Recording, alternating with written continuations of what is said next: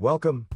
Today, we're diving into a fascinating topic: pumping with tides. We'll explore how to use the natural ebb and flow of the tides to your advantage, focusing on scheduling and intake positioning. Let's start with the basics. Tides are the periodic rise and fall of water levels, caused by the gravitational forces of the moon and the sun.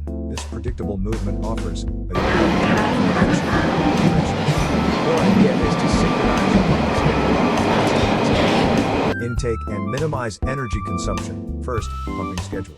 This requires understanding the tidal cycle in your specific location. Tides typically follow a semi-diurnal pattern, meaning two high tides and two low tides occur each day. However, the exact timing and height of these tides vary depending on the location, the phase of the moon, and other factors. You'll need to consult a tide chart for your area. These charts are readily available online or through nautical publications. They provide detailed information on the predicted times and heights of high and low tides for specific dates. Armed with this information, you can plan your pumping schedule. The ideal time to pump is often during the rising tide, as the water level is increasing, ensuring a consistent water supply. You can also utilize the high tide when there's ample water available. Next, we'll address intake positioning. This is critical for effective pumping, especially when working with fluctuating water levels. The goal is to position your intake to consistently draw in water, regardless of whether the tide is rising or falling.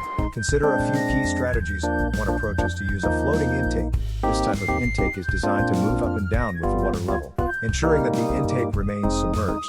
This is especially useful in areas with significant tidal ranges. Another method involves installing the intake at a depth that ensures it's always submerged, even during low tide. This requires careful site assessment to determine the minimum water depth. For rising water, the intake should be positioned to capture the incoming water flow effectively. If the water is entering from the sea or another large body of water, consider the current's direction and place the intake in a spot where the water flow is strong. Ensure there are no obstructions that might impede the flow. For falling water, the intake must be positioned to continue capturing water as the level drops. This means it should be positioned at a sufficiently low level. Regardless of the method, regular maintenance is crucial. Check the intake for debris, such as seaweed, sediment, and marine life, which can reduce efficiency. Clean the intake regularly to maintain optimal performance. Also, preserve the water quality near the intake. If there are any signs of contamination, adjust your pumping schedule or intake location accordingly. In summary, successful pumping with tides involves careful planning. By understanding the tidal cycle, using tide charts, and strategically positioning your intake, you can create a more efficient and sustainable water management system. Thank you for joining me today. I hope this information has been helpful. Happy pumping!